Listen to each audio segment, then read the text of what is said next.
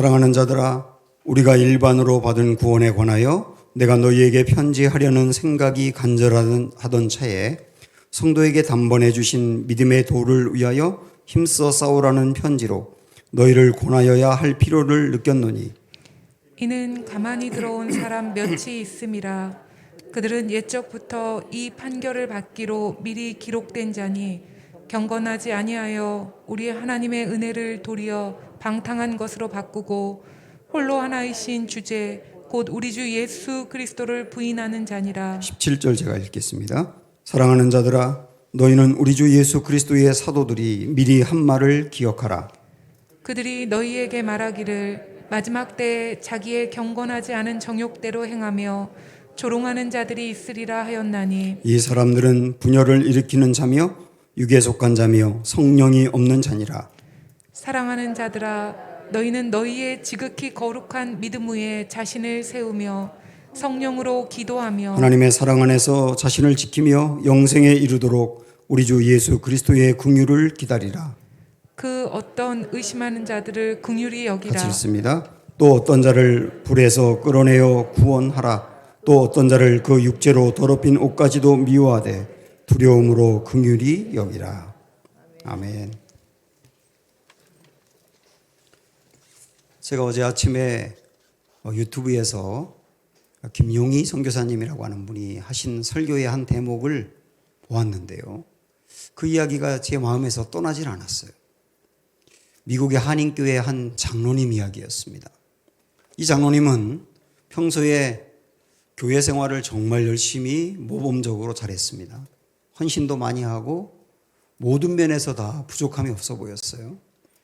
그분의 헌신이 주위 교회까지 소문이 나서 주변에 있는 목사님들도 이런 장로님 한 분만 우리 교회에 있었으면 정말 좋겠다라고 부러워할 정도였습니다. 그런데 이분이 갑자기 병원에서 3개월밖에 살지 못한다는 엄청난 진단을 받게 됩니다. 이분은 그 믿을 수 없는 이야기를 듣고 그냥 몸져 누워버렸습니다. 그도 그럴 것이 평소에 상당히 건강했는데 자기가 3개월밖에 못 산다고 하는 게 도저히 이해가 안 됐기 때문이에요. 교인들은 이 존경하는 장로님을 이제 신방을 가서 함께 예배를 드립니다. 그런데 이 장로님은 누가 찾아와서 예배를 드려도 이렇게 돌아서서 벽 쪽으로만 향하고 쳐다도 보지 않았습니다. 교인들은 너무 힘들어서 그런가 보다. 그리고 그냥 돌아갔어요. 근데 담임 목사님이 가서 신방을 하는데도 보지도 않고 눈도 뜨지 않고 찬양도 하지 않는 겁니다. 마치 하나님을 믿지 않는 사람처럼. 목사님도 장로님 힘드시니까 그러겠지라고 생각을 했어요. 그래도 좀 뭔가 이상하다는 생각이 들어서 장로님에게 장로님 찬송 부르시죠. 하나님이 장로님 사랑하신다는 거 아시죠? 장로님이 교회에서 정말 열심히 헌신하셨지만 그것으로 구원받는 게 아니라는 거 아시잖아요. 그렇게 이야기해도 요동하지 않습니다. 목사님은 그냥 돌아와서 너무 마음이 허탈했어요. 그래서 그 다음날 작정하고 다시 가서 장로님에게 강력하게 권면을 했습니다. 장로님, 예수님을 믿으셔야 합니다. 장로님 천국 가셔야 하잖아요. 이렇게 강하게 이야기하니까 돌아 누워있던 장로님이 싹 돌려서 벌떡 일어나는 겁니다. 그러면서 그 목사님을 이렇게 뚫어지게 쳐다보면서 그 다음에 뭐라고 한지 아세요? 예수고 뭐고 귀찮소. 그렇게 말을 했다는 거예요. 예수고 뭐고 귀찮소. 그런데 그게 그분이 이 생에서 한 마지막 말이었어요. 그 말을 하고 뒤로 벌렁 넘어져가지고 그 길로 그냥 가버렸어요. 정말 충격적인 이야기입니다. 예수님을 믿는 것은 취미 생활이 아닙니다. 예수님을 믿는 것은 다른 종교 중에 하나를 믿는 게 아니에요. 기독교는 종교가 아니라 생명입니다. 그동안 저도 우리 교우들도 그렇고 한국교회 교인들도 그렇고 지금 아주 시급하고 중요한 것은, 특별히 코로나 상황에서 중요한 것은 더 뜨겁게 기도하고 예배도 열심히 참여하고 헌신하고 봉사하는 거라고 생각을 했어요. 그런데 다시 생각을 하니까 가장 중요하고 가장 시급한 것은 그 안에 생명이 있는지를 점검하는 것입니다. 정말 그 안에 예수님이 있는가? 그 사람의 신앙이 진짜인가? 그거를 점검할 때라는 것이죠. 이 장로님의 신앙은 너무나 마음 아프게도 가짜였던 겁니다. 그렇게 헌신했는데, 그렇게 봉사했는데, 그렇게 열심을 내었는데 실제 그 속에는 생명이 없었던 거예요. 예수님이 없었던 거예요. 그게 가짜였던 거예요. 그래서 오늘 이런 심각한 이야기를 우리가 꺼내면서 오늘 우리의 말씀의 포인트는 나의 믿음은 진짜인가? 우리 한번 그걸 점검해 보자. 그리고 우리를 파고들면서 자꾸 우리의 신앙을 미혹하는 가짜들이 있는데 그것을 어떻게 분별할 것인가? 이런 문제들을 함께 나누고 싶습니다. 유다서 말씀 읽었는데요. 유다서는 성경에 달랑 한 장밖에 없습니다. 신약에 많은 그 성경들이 편지를 보내고 받는 서신서로 되어 있습니다.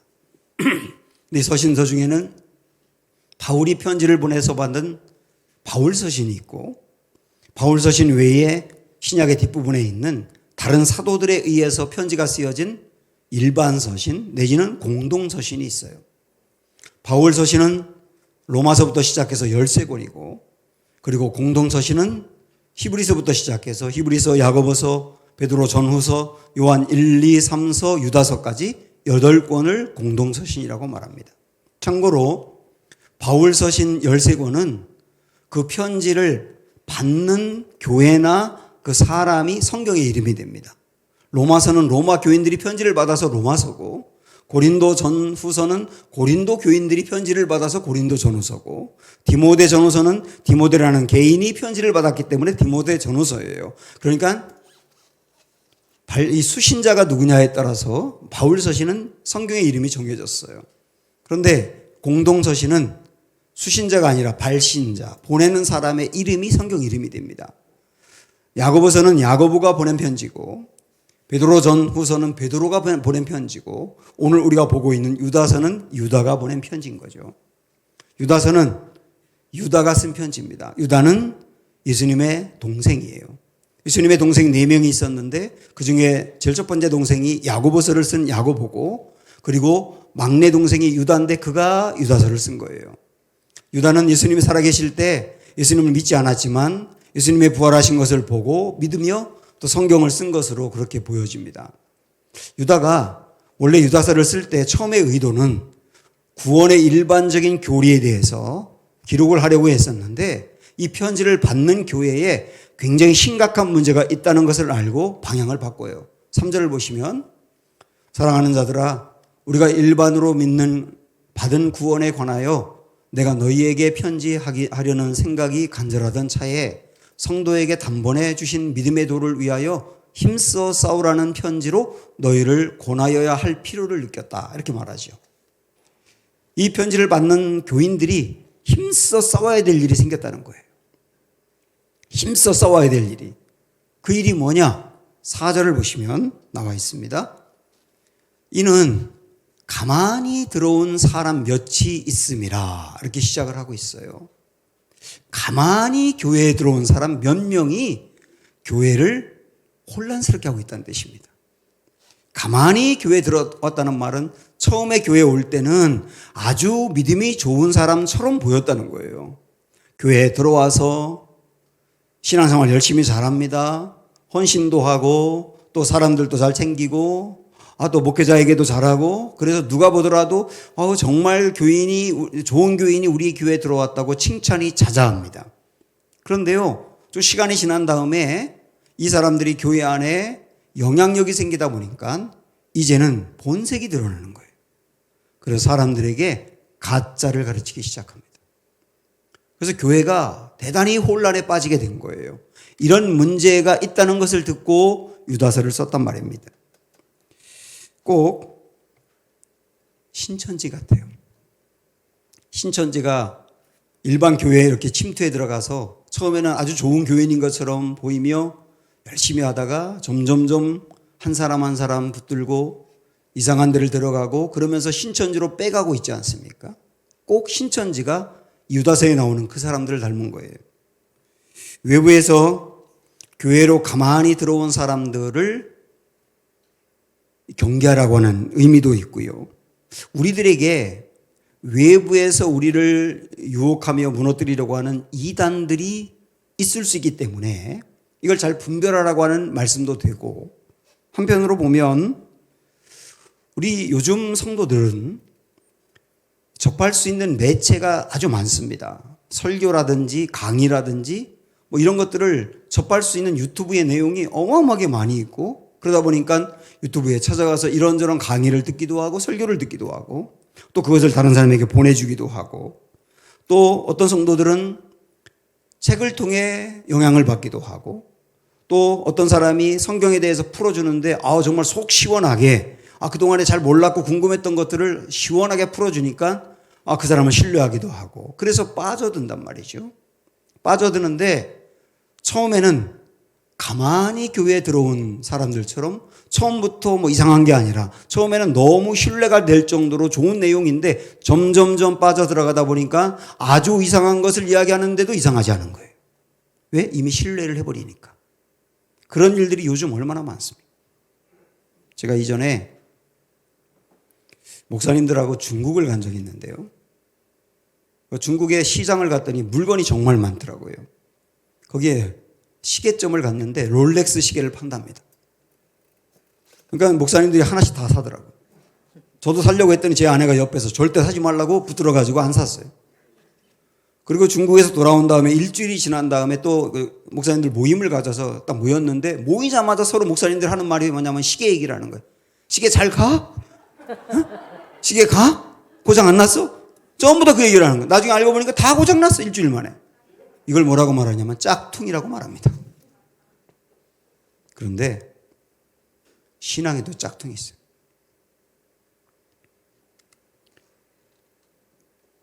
긍정의 힘, 적극적인 사고방식, 이거 짝퉁입니다. 뭐든지 어떤 상황이든지 긍정적으로 생각하면 다 잘 풀린다. 이건 기독교 신앙이 아니에요. 하나님은 우리에게 고난을 줄 리가 없다.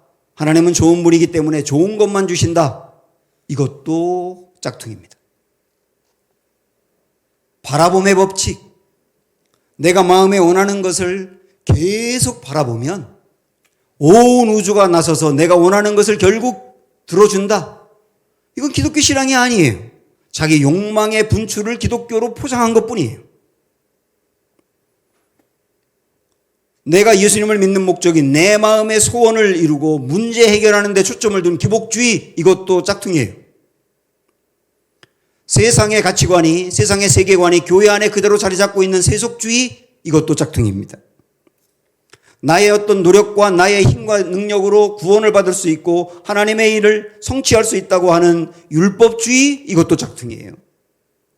하늘은 스스로 돕는 자를 돕는다. 내가 얼마나 열심히 하면 하늘은 내가 열심히 하는 것만큼 움직이게 돼 있다. 이 근거는 하늘에 있는 게 아니라 나에 있기 때문에 이 인본주의도 짝퉁인 거예요. 요즘 여러분 유튜브 많이 보실 텐데, 만약에 말입니다, 유튜브를 보다가 정말 좋은 내용이라고 생각을 하면 그걸 계속 들을 가능성이 있고 또 그걸 다른 사람에게 보냅니다. 그런데 여러분께서 어떤 새로운 내용을 접하게 되면 꼭 담임 목사에게 그 영상을 보내셔야 돼요. 그리고 분별을 받으셔야 됩니다. 다른 사람에게 그 영상을 들어보라고 보라고 보낼 때는 반드시 연락을 하시고 검증을 받으셔야 됩니다. 작년인가 재작년인가 언제 우리 교우 중에 한 분이 저한테 영상을 보냈어요. 이거 들어도 계속 되는지 한번 분별해 달라는 거죠. 제가 들었더니 하나님의 교회 얘기더라고요. 처음에는 전혀 그렇지 않았는데 계속 들어보니까 거기 얘기더라고, 결국은. 그러나 너무나 교묘하고 가만히 들어와서 미혹하는 것처럼 돼버려서 빠지기가 쉬운 거예요. 하나 들으면 하나가 아니잖아요. 그래서 반드시 여러분께서는 새로운 것을 접할 때는 분별하는 시간을 가지셔야 되는 거예요. 왜냐하면 짝퉁이 너무 많기 때문이에요. 그러면 이런 말씀을 들으면서 우리들 마음에 이제 이런 질문이 생길 텐데요. 그러면 진짜와 짝퉁을 어떻게 구분할 수 있을까요? 뭐 이런 질문이 있겠죠. 우리 예수님께서는 진짜인지 가짜인지를 구분할 수 있는 기준으로 나무 비유를 하신 적이 있어요. 한 나무가 열매를 맺는데 열매를 보면 나무가 어떤지를 알 수 있다는 거예요. 열매가 건강하면 그 나무는 튼실한 거죠. 그런데 열매가 부실하면 그 나무에 병이 든 거예요. 열매를 보면 나무를 알 수 있다. 그처럼 가짜인지 진짜인지를 구분하는 것도 열매를 보면 알 수 있다는 거예요. 그 사람의 삶의 열매, 그게 증거라는 것이죠. 그러면 오늘 유다서에 나오는 교회에 가만히 들어와서 교회를 혼란스럽게 하고 있는 이 사람들은 삶의 열매가 어떨까요? 우리 한번 4절 다시 한번 보시죠. 이는 가만히 들어온 사람 몇이 있음이라. 그들은 옛적부터 이 판결을 받기로 미리 기록된 자니, 이 판결은 심판받기로 기록된 자니라고 하는 말인데, 그 사람들이 어떠냐면 경건하지 않아요. 또한 우리 하나님의 은혜를 도리어 방탕한 것으로 바꾸어요. 그리고 홀로 하나이신 주제, 곧 우리 주 예수 그리스도를 부인합니다. 세 가지가 나와 있거든요. 세 가지가 나와 있는데 사실은 같은 얘기예요. 이 중에 두 번째 거를 주목해 보시면 하나님의 은혜를 도리어 방탕한 것으로 바꾼다, 이렇게 돼 있어요. 이게 무슨 말이냐면, 제가 이렇게 재구성 한번 해보겠습니다. 교회에 가만히 들어온 사람들이 조금 시간이 지난 다음에 사람들에게 이야기하기 시작하는 거예요. 우리는 오직 하나님의 은혜로 구원을 받았습니다.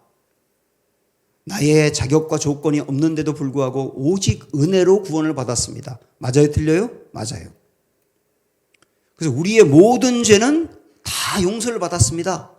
과거에 내가 지었던 죄도 용서받았고, 현재 짓고 있는 죄도 용서받았고, 미래에 우리가 지을 죄도 이미 용서를 받았습니다. 우리는 영원히 죄 용서받았습니다.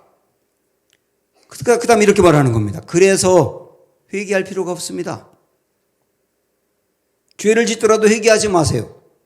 그러면서 회개하는 사람들에게 당신이 죄를 회개하는 것은 아직 십자가 예수님을 만나지 못했기 때문입니다 라고 정죄를 하는 거예요. 이 사람들이 그렇게 한 거예요. 그러다 보니까 죄를 너무 쉽게 생각을 하죠. 죄 짓는 거에 대해서 아무런 거리낌이 없어요. 당연히 어떻게 되겠습니까? 삶이 방탕하게 되는 거예요. 죄를 쉽게 생각하니 당연히 방탕하게 되는 거죠. 그래서 이 말씀, 하나님의 은혜를 도리어 방탕한 것으로 바꿨다, 이 말이에요.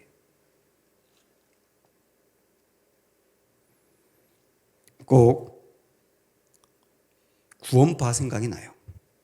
이단 중에 구원파가 이미 구원을 받고 이미 용서를 받았기 때문에 죄를 져도 회개할 필요가 없어요 라고 가르치거든요. 이 사람들을 여기서 말씀 뭐라고 말하냐면 예수 그리스도를 부인하는 자라 그래요. 겉으로는 예수님을 믿는 것 같은데, 나 십자가 믿어요, 예수님 믿어요 라고 말하는데 실제 이 사람들은 예수님 믿는 사람이 아니라는 거예요. 예수님이 없는 사람이라는 거예요. 왜냐하면 예수님을 진짜 믿는다면 이렇게 죄를 쉽게 여기고 방탕하게 살 수가 없다는 거예요. 로마서 6장에 보면 바울에게 어떤 사람이 이런 질문을 한 것으로 보입니다. 우리가 죄를 졌지만 이 죄를 하나님의 은혜가 덮어서 우리가 용서받고 구원받았지 않습니까? 그러니까 죄를 더 많이 지으면 지을수록 하나님의 은혜도 더 크겠네요. 이 말은 쉽게 이야기하면 우리가 구원받고 죄를 짓더라도 상관없는 거죠? 라고 하는 질문을 한 거예요. 그때 바울이 단호하게 말합니다. 결코 그럴 수 없느니라. 절대 그렇지 않다. 왜냐하면 예수님을 믿어서 구원받았다는 것은 내 안에 성령님이 계시다는 뜻인데, 이 성령님이 나를 죄를 짓도록 그냥 두지 않는다. 죄를 짓고 나면 내 마음에 괴로움이 생기고, 죄에 무너진 나 자신을 보면서 억울하고, 내가 하나님이 기뻐하는 삶을 살기 위해서 애쓰고 싶고 내가 죄의 종이 아니라 의의 종이 되고 싶고 이런 마음이 드는 것은 당연하다. 근데 어떻게 죄를 짓는 걸 쉽게 생각을 하며 방탕하게 살 수가 있느냐? 그래서 구원받았다고 하지만 방탕하게 살면서 죄 짓는 것을 아무렇지도 않게 생각하는 사람은 실제 그 안에 예수님이 없다는 거죠. 그런 가짜라는 거예요. 그래서 이 4절의 말씀을 뒷받침하면서 17절, 18절에 이렇게 말씀합니다. 사랑하는 자들아, 너희는 우리 주 예수 그리스도의 사도들이 미리 한 말을 기억하라. 우리 예수님의 제자들이 미리 얘기했습니다. 뭐라고 얘기했느냐면 그들이 너희에게 말하기를 마지막 때에 어떤 사람들이 있느냐면 자기의 경건하지 않은 정욕대로 행하며 조롱하는 자들이 있으리라. 이렇게 말을 했다는 거예요. 경건하지 않게 아주 자기 정욕대로 행하며, 이 말은 뭐냐면 아까 우리가 본 것으로 본다면 방탕하게 사는 거예요. 아주 방탕하게 사는데 그거를 아무렇지도 않게 생각하는 사람들이 있을 것이다. 꼭 그 사람들이죠. 그리고 조롱한다라고 하는 말은 뭐냐면 예수님을 믿으면서 죄를 졌을 때 회개하는 사람에게 구원 못 받았어요? 구원 못 받으니까 회개를 하지. 이미 우리 용서 다 받았는데 무슨 죄책감을 가도 우리는 자유한데, 이렇게 하면서 그 사람들을 조롱하는 이들이 있을 것이라고 사도들이 얘기했는데 그 얘기대로 그대로 지금 유다서에 이 사람들이 그렇다는 거죠. 이들은 짝퉁이라는 거예요. 자, 그러면 열매로 나무를 알 수 있듯이 그 사람이 진짜인지 짝퉁인지는 삶의 열매로 알 수 있다. 첫 번째는 지금 이런 모습이었고요. 두 번째 또 이야기하는 게 뭐냐면 우리 18절 말씀을 볼까요? 19절 말씀. 이 사람들은 분열을 일으키는 자며 육에 속한 자며 성령이 없는 자니라. 두 번째 분별할 수 있는 기준이 뭐냐면 분열을 일으키는 자라는 거예요. 교회를 분열시키는 자들. 이 사람들 짝퉁이라. 이 사람들은 육에 속한 자이며 성령이 없는 자이다. 다시 구원받지 못한 자이다. 그런 말이죠. 자, 이 사람들을 부연해서 8절에서 조금 더 설명하고 있는데요. 8절 한번 보시면 그러한데 꿈꾸는 이 사람들도 그와 같이 육체를 더럽히며 권위를 업신여기며 영광을 비방하는도다. 이렇게 나와 있어요. 여기에 꿈꾸는 이 사람들이라고 되어 있는데요. 이 사람들이 뭐냐면 교회에 가만히 들어와서 짝퉁을 전파하는 이 사람들은 예를 들어서 이렇게 말하는 거예요. 우리 여기 전출세 장로님한테 얘기한다면 전장로님, 내가 어제 꿈에서 꿈을 꿨는데 하나님이 내게 말씀하셨어요. 장로님 이렇게 하래요. 직통 계시를 받았다고 생각하는 거예요. 김남호 권사님 지금 이 문제가 있죠. 하나님이 이렇게 하래요. 사람들이 아예 하나님이 꿈에서 알려줬다고 얘기하는 거예요. 이렇게. 그 사람들은 점점점 이 사람에게 빨려 들어오게 되는 거예요. 영적으로 사로잡힌다고 할까요? 그러다 보니까 교회 안에서 교회 목회자도 있고 장로님들도 있는데 이 질서를 깨뜨리고 이 사람을 추종하기 시작하는 거예요. 그러니까 이 사람은 악한 의도로 자기를 추종하는 사람들을 자기 편으로 만들어서 교회를 분열시킵니다. 내 편으로 갈라놓는 거예요. 그래서 이 말씀 딱 그랬지 않습니까? 권위를 업신여긴다 그랬잖아요. 교회 안에 있는 질서와 권위를 업신여기며 교회를 흐트러뜨리고 분열시킨다 그 말이에요.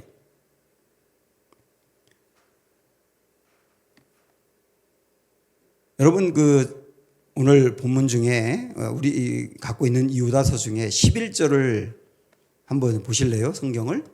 거기 보면 구약 성경에 나오는 인물들 중에 악한 사람, 죄인 세 사람을 소개합니다. 그 누구예요? 첫째 가인, 둘째 발람, 셋째가 고라라고 나와요. 고라. 이 고라 이야기를 한번 해볼까요? 잠깐 절 보세요. 이 고라는 누구냐면 이스라엘 백성들이 출애굽을 하고 가나안 땅으로 가는 과정에 광야 생활을 할 때 이스라엘 공동체를 분열시킨 사람이에요. 원래 이스라엘의 지도자는 모세였거든요. 그런데 모세가 이스라엘 백성들을 이끌어가면서 목표로 삼은 가나안 땅으로 빨리 가야 되는데 가나안 땅으로 가지 않고 자꾸 전진을 안 하는 거예요. 그 사람들이 불만을 했겠죠. 우리 언제 가나안 땅 가냐고. 왜 자꾸 광야에 이렇게 눌러 있냐고 불만을 가질 때 그때 고라가 불만을 가진 사람들을 규합하기 시작합니다. 그래서 사람들에게 하는 말이 뭐냐면 왜 꼭 우리 지도자는 모세만 되어야 돼? 내가 되면 안 돼? 나는 여러분들을 빨리 가나안 땅으로 이끌 자신이 있어. 이런 식으로 얘기를 한 거죠. 그래가지고 아주 젊은 250명의 중간 지도자급들이 고라를 추종해요. 그러면 250명만이 아니라 그를 따르는 수많은 사람들이 같이 추종했다는 뜻이에요. 그래서 이스라엘 공동체가 고라파 반고라파 내지는 모세파 반모세파로 갈라지게 된 거예요. 거기서 하나님이 심판하셨죠. 이처럼 교회를 분열시키는 사람은 짝퉁이다. 그 사람이 목회자라도 짝퉁이다. 목회자가 교회를 분열시키면 그 목회자 짝퉁. 진짜 신앙은 내가 죽어서라도 교회를 지키는 거예요. 내가 죽고 내가 낮아지고 나를 부인해서라도 교회를 지키는 사람이 진짜인 거예요. 지성을 넘어 영성으로라고 하는 책 예전에 나왔었는데 그 책의 공동 저자인 이재철 목사님이 그 책에서 이런 말을 합니다. 참믿음하고 미신을 구분하는데요. 이렇게 구분합니다. 자기 부인이 있으면 참믿음이고 자기 부인이 없으면 미신이다. 자기 부인이 뭘까를 생각했더니 저는 자기 부인을 이렇게 말해도 좋다는 생각이 들어요. 공동체 안에서 이야기한다면 나는 틀릴 수도 있다. 나는 틀릴 수도 있다라고 받아들이는 게 자기 부인인 거예요. 나는 틀릴 수도 있다고 생각을 하니까 나를 내려놓을 줄도 알고 나를 죽일 줄도 알고 내가 낮아질 줄도 알고 그러면서 교회의 분열을 지키는 거죠. 그런데 미신은 말입니다. 여러분 혹시 몰래 가보셨어요? 미신 그런데? 무당한테? 안 가보셨죠? 가면 저는 안 가봤지만 틀림없이 무당이 이렇게 얘기는 절대 안 한대요. 절대 얘기 안 하는 거 무당이 뭐라고 얘기하냐면 아유 당신을 내려놓으세요. 당신이 죽으면 가정이 살아요. 당신이 낮아지면 문제될 게 없어요. 절대 그런 얘기를 안 하는 거예요. 왜냐하면 이런 얘기가 다 자기 부인이고 자기 부인 하라고 얘기를 안 해요. 자기 마음에 원하는 걸 부적을 사가지고 돈을 내면 다 이루어진다고 이렇게 빨간 거짓말만 하는 거잖아요. 그래서 자기 부인이 없으면 미신이고 자기 부인이 있으면 참 신앙인 거예요. 내가 죽습니다. 나는 틀릴 수도 있습니다. 이걸 인정하고 내가 나를 내려놓아서 공동체를 살리는 사람이 진짜인 거예요. 분열을 막는 사람이 진짜라고요. 그런데 이 사람들은 삶의 열매로 알 수 있었는데 교회를 분열시키는 거예요. 의도적으로.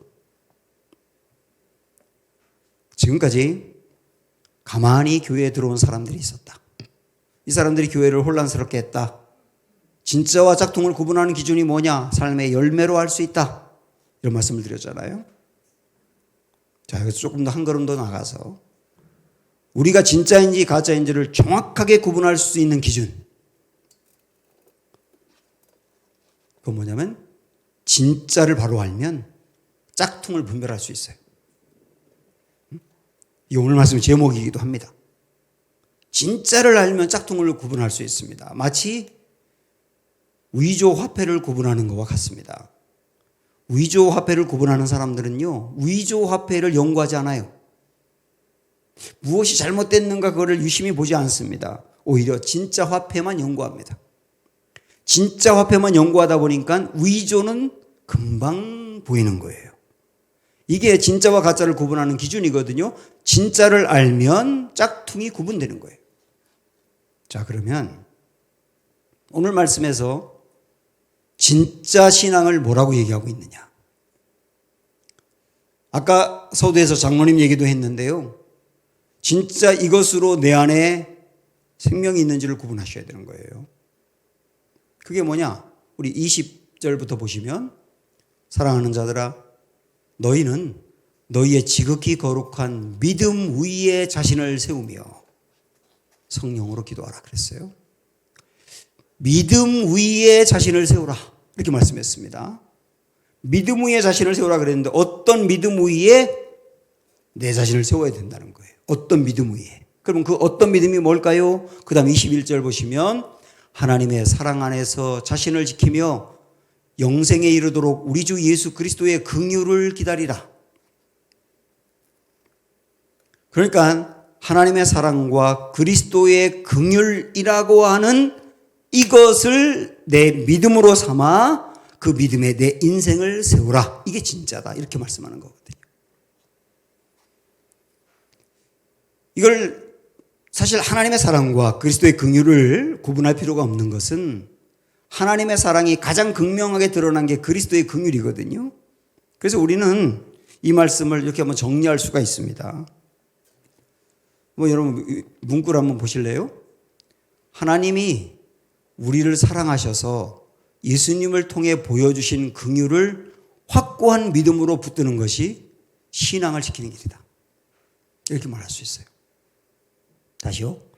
하나님이 우리를 사랑하셔서 예수님을 통해 보여주신 긍휼, 십자가죠 사실은. 예수님을 통해 보여주신 긍휼을 내 확고한 믿음으로 꽉 붙드는 것이 신앙을 지키는 길이다. 이렇게 오늘 말씀에서 명확하게 정리를 해주고 있는 거예요. 내가 어려운 일이지만 잘 될 거야. 이것도 믿음이고, 내 병 나을 거야. 이것도 믿음이고, 내가 이 일을 하면 결국은 해결될 거야. 이것도 믿음이고 다 믿음인데 그런 믿음이 아니라 하나님이 나를 얼마나 사랑하셔서 예수님을 통해 이 놀라운 일을 해주었는가 그 믿음을 든든히 붙들 때 가짜를 구분할 수 있고 진짜 신앙으로 무장한다는 거예요. 그러면 하나님이 예수님을 통해 우리에게 보여준 이 사랑, 십자가 사랑인데 그게 구체적으로 우리 알고 있지만 이걸 좀 더 뜨겁게 이해하기 위해서 이어지는 말씀을 한번 볼게요. 자, 이 22절, 23절은 읽기 전에 이단이라든지 가만히 들어와서 미혹하는 사람들에게 미혹이 돼서 빠져버리는 사람이 있을 수 있잖아요. 그 사람들을 어떻게 대해야 되느냐라고 하는 말씀이거든요. 일단 보세요. 어떤 의심하는 자들을 긍휼히 여기라 그랬어요. 교회를 다니다가 이상한 것을 접하면서 믿음이 점점점 흔들리더니 자꾸 그쪽으로 빠져버려요. 그래서 교회 생활에 등한히 하고 이상한 교리라든지 이상한 그 이단 사상 같은데 자꾸 이렇게 기웃거리면서 빠져들어가고 있는 사람들을 본다면 어떻게 해야 되느냐? 긍휼히 여기라 그랬어요. 긍휼히 여기라. 긍휼히 여기라 그 말은 그 사람들 꽉 붙잡아줘라 그 말이에요. 더 빠지지 않도록 꽉 붙잡아줘라. 절대로 포기하지 말고 붙잡아줘라. 이런 말이거든요. 우리도 우리 주변에 흔들리고 있는 사람이 있으면 여러분 꽉 붙드셔야 돼요. 근데 이어서 또 어떤 자를 불에서 끌어내어 구원하라 그랬거든요. 이 사람은 더 깊이 빠져든 사람들이죠. 아예 그쪽을 확실히 진리라고 믿고 있고 그리고 교회에서 점점점 나가버리고 어떤 사람은 이미 많이 나갔어요. 그런 사람들이 우리 주변에 있잖아요. 그런 사람들은 어떻게 하라고요? 불구덩이에서 건져내라는 거예요. 그 불구덩이에 그냥 있게 두지 말고 건져내라. 그런데 끝에 보면 두려움으로 긍휼히 여기라 그랬는데 이건 뭐냐면 그 사람들 건져내려다가 나도 물들까 걱정하고 조심하면서 긍휼히 여기라 그 얘기예요. 전도하려다 전도되지 말고. 자, 이게 우리 주변에 잘못된 가짜에 빠져들어가는 사람들을 우리들이 어떻게 대해야 되는지를 말씀한 겁니다. 하나의 가이드라인이죠. 그런데 주님의 이 말씀에서 주님이 우리를 어떻게 사랑하는지를 읽을 수 있어요. 우리 중에 말입니다. 이전에 기독교 신앙에 대해서 부인하고 성경 허구다. 예수님 그냥 인간에 불과하다. 교회에서 이야기하는 거 가짜다. 이게 부정하고 심지어는 저항한 사람도 있었거든요. 어떤 사람들은 요즘도 그렇게 얘기 많이 하지만 기독교를 개독교라고 해요. 기독교라는 것은 예수님의 이름을 모독하는 거거든요. 그런데 그런 사람들조차도 우리 주님은 긍휼히 여기며 버리지 않았다는 거예요. 이 말씀 속에서 우리 읽어낼 수 있는 것이, 예수님께서 십자가에 못 박히기 전부터 사람들이 예수님 보면서 어떻게 했느냐면 낄낄거리면서 놀리고 너나 구원해봐, 침을 뱉고 예수님을 때리고 예수님의 옷을 다 벗겨가지고 벌거벗은 몸으로 만들어 놓고 그 옷을 서로가 갖겠다고 나누어 갖고 예수님을 그렇게 모욕했어요. 그런데 예수님이 십자가 위에서 하나님께 뭐라고 기도합니까? 아버지, 저들을 용서해 주십시오. 몰라서 그러는 거예요. 알면 그렇게 하겠습니까? 모르니까 그러는 거죠. 그러면서 당신에게 그렇게 모욕한 사람들을 우리 예수님은 용서해 달라고 십자가 위에서 기도하셨어요. 이게 그리스도의 긍휼입니다. 하나님의 사랑입니다. 그래서 그런 마음을 갖고 계시기 때문에 지금도 기독교를 개독교라고 말하고, 그리고 기독교 신앙을 저항하며 그리고 공격하며 그러는 사람들을 우리 주님이 보면서 어떤 마음을 갖느냐면 몰라서 그러지. 알면 그렇게 안 하지. 몰라서 그러지. 그러면서 그들도 포기할 수 없어. 어떻게 해서든지 그들을 건져내야 돼. 불구덩이에서 건져내야 돼. 이게 주님의 마음이에요. 그래서 많은 이들이 지금 이 자리에 예배드리고 있는 거예요. 이미 완전히 기독교에서 나가버리고 심하게 공격하는 사람들조차도 우리 주님 똑같이 불구덩이에서 건져낼 거야. 이게 주님의 사랑이에요. 이 사랑을 보니까 다윗 생각이 납니다. 다윗이 10대 어린 나이에 골리앗하고 싸우겠다고 전쟁터에서 사울 왕에게 이야기하지 않습니까? 왕이여, 제가 싸우겠습니다. 그러니까 그때 사울 왕이 이 어린아이가 와서 싸운다고 하니까 너무 애처로워서 다윗을 말리면서 와서 그러지 말아라.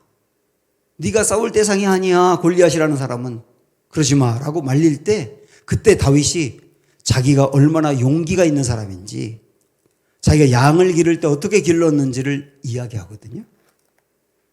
자, 보십시오. 다윗이 사울에게 말하되 주의 종이 아버지의 양을 지킬 때에 사자나 곰이 와서 양떼에서 새끼를 물어가면 내가 따라가서 그것을 치고 그 입에서 새끼를 건져내었다고 이렇게 말하잖아요. 사자나 곰이 와서 내 양들을 공격하려고 하면 내가 도망간 게 아니라 목숨을 걸고 내 양들을 지켰다. 설령 사자나 곰이 내 양을 이미 물었어요. 물어가지고 그 사자 입속에 양이 들어가 있어요. 끝난 거잖아요, 그러면. 그런데 끝난 것 같은데도 그때도 쫓아가서 사자를 치면서 그 입 안에 있는 양들을 꺼내고야 말았다는 거예요. 하나님이 이 다윗을 보면서 와, 양들을 이렇게 사랑한다면 이스라엘을 맡겨도 이렇게 백성들을 사랑하겠구나, 이런 마음을 가지신 거죠. 바로 다윗이 보인 이 마음, 양들을 보면서 가졌던 이 마음이 꼭 하나님의 사랑을 닮은 겁니다. 하나님의 사랑을 닮았어요. 하나님께서도 사자의 입안에 이미 들어가 있는 양들을 그것마저도 포기하지 않고 꺼낸 다윗처럼 우리 하나님도 이미 너무 멀리 교회에서 나가버리고 교회에 대해서 공격하고 마치 사단의 입에 물려있는 사람처럼 그렇게 교회를 헤아리고 하지만, 그때도 우리 하나님 어떻게 하느냐면 이미 끝난 것 같은 그 사람에 대해서도 그 입에서 건져내야 돼. 절대로 포기할 수 없어. 내가 그 입에서 건져내야 돼. 이런 마음을 가지시고 있다는 거. 그래서 저와 여러분을 건져내신 거잖아요. 건져내는 최고의 길이 십자가에서 예수님 못 박힘으로 대신 우리를 살려내는 것이기에 주님이 그 길을 가셨잖아요. 이 사랑, 하나님이 베풀어 주신 이 사랑이 우리 마음의 믿음의 중심이 되어야 된다. 그래서 내가 만나는 어떤 일도 이 사랑으로 해석하고, 내가 어떤 유혹을 받더라도 이 하나님의 사랑으로 분별하면 우리는 흔들리지 않을 것이다. 그리고 굳건하게 신앙을 지킬 것이다. 이 오늘 우리에게 주신 말씀이에요. 그러면서 더불어 사자의 입에 들어간 이들까지도 건져내시는 분이 주님이라고 한다면 지금 나의 사랑하는 가족 중에 주님을 외면하고 믿지 않는 이들도 포기할 수 없고 우리가 기도해야 되는 것은 하나님이 그들도 결국 건져낼 것을 믿기 때문입니다.